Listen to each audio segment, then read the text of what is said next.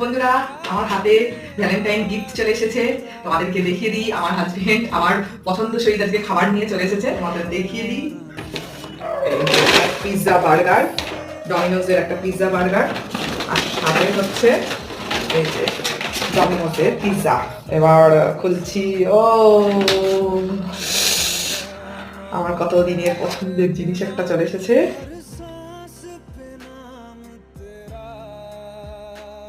আর ওপর থেকে আমরা অরিগানো ছড়িয়ে দিচ্ছি। এখন চিলি ফ্লেক্স ছড়িয়ে দিলাম। আচ্ছা, এই যে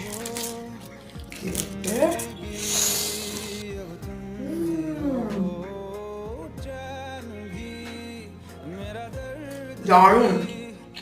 আমার হাজবেন্ডকে একটু খাইয়ে দিই।